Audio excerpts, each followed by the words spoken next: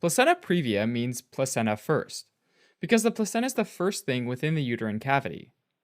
In this condition, the placenta implants in the lower uterus, close to or even covering the uterine opening, called the internal cervical os. And it can therefore easily bleed, which usually happens after 20 weeks of gestation. Normally, the placenta implants in the upper uterus, and it's unclear why it implants in the lower uterus. One hypothesis is that the placenta implants lower down when the endometrium in the upper uterus is not well vascularized.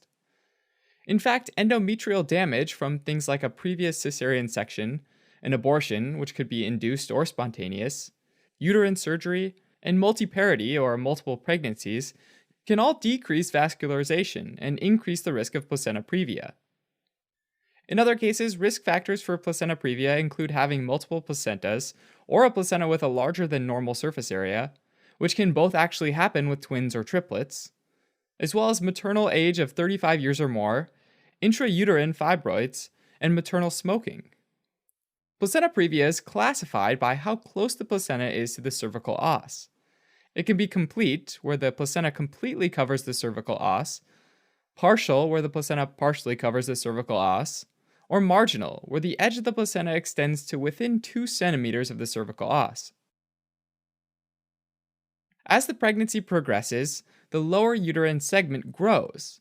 And if the placenta is in the lower uterus, then this growth can disrupt the placental blood vessels, which can cause bleeding. This is usually a sudden onset of painless bright red bleeding that typically happens after 20 weeks gestation.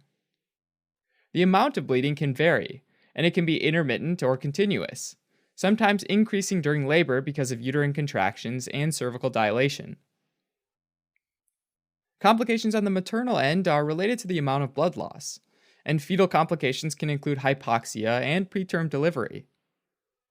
Placenta previa is also associated with placenta accreta, which is where the placenta invades the myometrium and becomes inseparable from the uterine wall.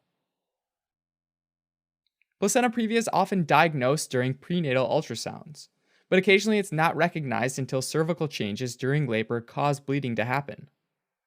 For treatment or management, the main goal is to plan for and prevent preterm birth, and to manage maternal bleeding. Corticosteroids can be sometimes given to help enhance fetal lung maturity. For minor maternal bleeding, bed rest is usually sufficient, but for major bleeding, blood products and intravenous fluids might be used to support hemodynamic stability.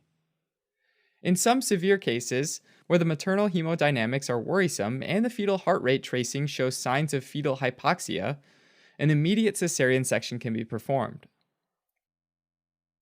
Alright, as a quick recap, placenta previa describes a placenta that's in the lower uterus instead of the upper uterus.